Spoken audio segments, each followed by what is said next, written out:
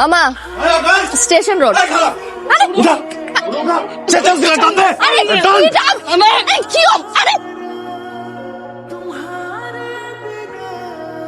মামা আসসালামু আলাইকুম আম্মা। ওয়ালাইকুম আসসালাম। মামা ওই দিন গুন্ডাগুলা আপনারা অটোতে করে না কোথায় নিয়ে গেল, তারপর তো অনেকদিন আমি আপনাকে ডিউটিতে দেখি নাই। সেদিন যদি আপনার ওই গুন্ডাগুলা সময় মতো আমার না লয়ে যেত, আমি হয়তো আর বাঁচতাম না আম্মা। আসি আম্মা, আসসালামু আলাইকুম। ওয়ালাইকুম। কি হইতেছে কেন? নেশা করতেছি। নেশা করছি, কোনো সমস্যা? হ্যাঁ সমস্যা। কি সমস্যা? এসব করে মজা কি পান? কি লাভ হয়? এসব নেশাপাতি করে গ্যাঞ্জাম করে আপনার জীবনটা নষ্ট করতেছেন কেন শান্ত?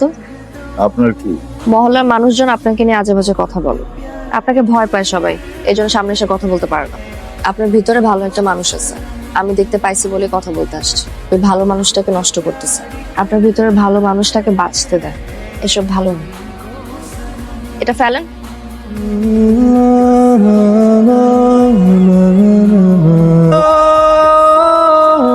ইউনিভার্সিটিতে যান? আমাকে দেখে কি আপনার অন্য কিছু মনে হচ্ছে? আমি ওদিক দিয়ে যাইতেছি, তাই ভাবলাম কি ভাবলেন? আপনারা নামা দিয়ে যেতে পারি যদি চান। ধন্যবাদ, আমি একা যেতে পারি। আপনি আর বাকি 5 জনের মতো জাজমেন্টাল হয়ে গেলেন। আমি খারাপ, আমার সাথে কথা বলা যাবে না, আমার সাথে চলা যাবে না, বাইকে ওঠা যাবে না। আমি আপনাকে সেদিন যেটা বলেছিলাম, আমি তো আপনার ভালোর জন্যই বলছি। লিভ দেই, চলেন। আপনাকে কষ্ট করতে হবে না, আমি যেতে পারবো। মদারুকে বলবেন তুমি মদ খেও না, তুমি দুধ খাও, সব গাভী মেরে ফেলবেন। নিজে বলছেন উপকার করতে, এখন যখন উপকার করতে চাইতেছি নিজে উপকার নিবেন না। ভালো, মদারু এখন থেকে মদই খাবে, মদ খাবে মদারু।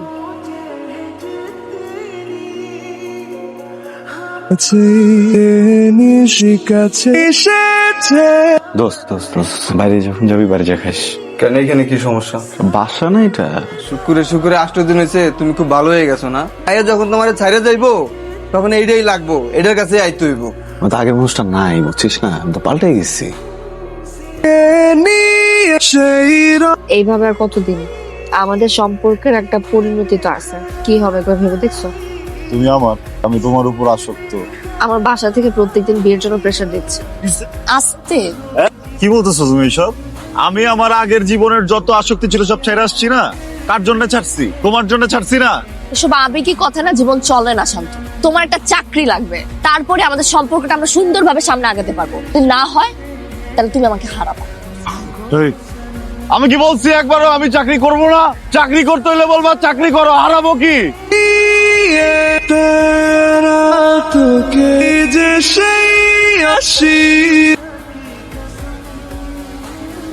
হ্যালো, কোথায় তুমি? আমি তো এই যে রাস্তায় আছি। তুমি কোথায়? আমি কই থাকবো? আমি বাসায়। আমি তো তোমার মতো বাইরে ঘুরে বেড়াই না। কি ব্যাপার, এইভাবে কথা বলতেছো কেন? কিভাবে কথা বলতেছি? বুঝছি, মন খারাপ।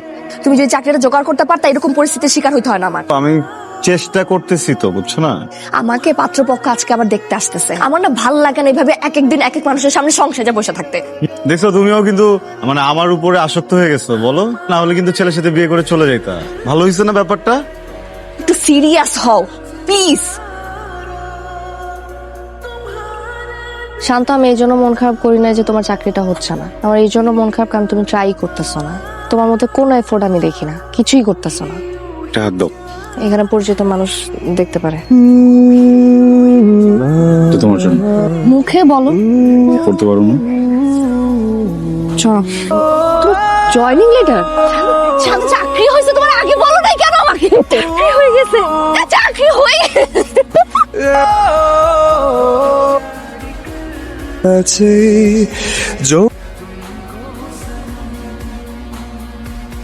মন খারাপ? না, খুব ভালো। মন কেন খারাপ হবে? নতুন চাকরি না, আগে কখনো করছি? কি করিস মা? কিছু না, ফোন ব্রাউজ করতেছিলাম। সেদিন যে তোর মামা একটা বিয়ের সম্বন্ধ হলো না, মার কতবার বলবো ভার্সিটিটা শেষ হতে দাও, তারপর এগুলো দেখা যাবে। সবসময় ভালো পাত্র পাওয়া যায় না। তাছাড়া বাবা নেই, আশেপাশের মানুষ কত কি বলে না। মা এসব নিয়ে পরে কথা বলি। যা ভাবার তাড়াতাড়ি ভাব, বিয়েটা করে আমাকে মুক্তি দে।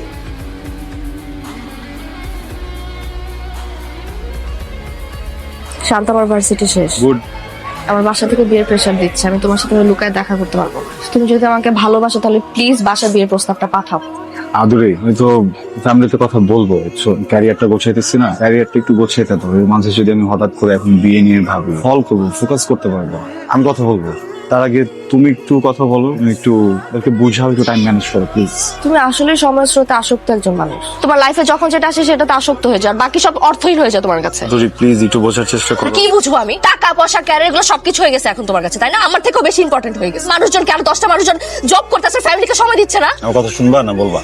আর কি শোনাবা তুমি আমাকে? আমাকে তোমার আর প্রয়োজন নাই, তুমি এই জন্য এগুলো করতেছো, তাই না? আমাকে অবহেলা করতেছো। তুমি কি ভাবছো? আমি বুঝি না এগুলো। না না না না, ওটা কেন ভাব? এটা তো ভাবার অপশনই নেই যে তুমি বোঝো না। তুমি তো বোঝো, তুমি অনেক বেশি বোঝো। আমি এখন ক্যারিয়ার গোছাইতেছি, এর মাঝে আমি কোনো কিছু শুনতে চাই না, কোনো প্রেশার নিতে চাই না, কোনো ডিস্ট্রাকশন চাই না। যে আমার ভালোবাসে সে আমার জন্য অপেক্ষা করবে, আর কারো যদি অপেক্ষা করার সময় না থাকে সে যেন চলে যায়, বুঝছো না? আচ্ছা, আচ্ছা বলতেছো কেন? এমনি করে টাকা থেকে কি বুঝাইতেছো তুমি আমারে? ক্যারিয়ার গোছাইতে হবে এটাকে আমি বলছিলাম না তুমি বলছিলা?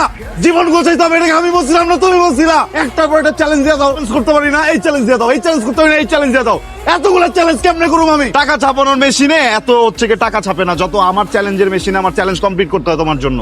মেশিন বানায় রেখা দিছো, করবো না আমি এখন চ্যালেঞ্জ দিয়ে নিছেন, এটা আমার করতে হবে। আমি অন্য কিছু করতে পারবো না। তুমি আমার চ্যালেঞ্জ দিছো, আমি চ্যালেঞ্জ কমপ্লিট করবো, আমি ক্যারিয়ার দরকার করবো, আমি টাকা কামাবো, তারপর আমি তোমার বাসা যাবো। এর আগে যদি তোমার বিয়ে হয়েছে, তোমার বিয়ে হবে, আমি গিয়ে সাক্ষী দিব।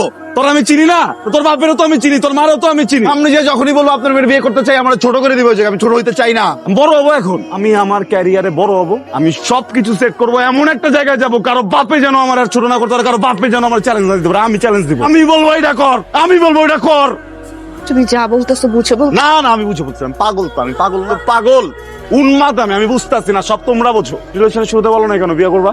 ক্যারিয়ারটা গোছানোর আগে কেন বলো না বিয়ে করবা? তাহলে তো তোমার নিয়ে পালাই যেতাম আমি। ক্যারিয়ার গোছাও, ক্যারিয়ার গোছাও, ক্যারিয়ার গোছাও, ক্যারিয়ার গোছাইতেছি, বিয়ে করো, বিয়ে করো, বিয়ে করো।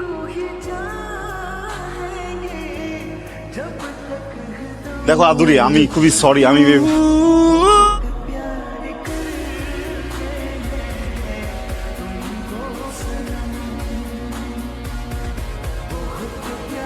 কি করতেছিস আদুরি? কি করতেছি? পাগলামি করতেছিস কেন? কি পাগলামি করতেছি? তুই বাসায় অ্যাটলিস্ট একটু বল যে তুই একজনকে পছন্দ করিস, তারপরে দেখ কি হয়। কার ব্যাপারে জানো?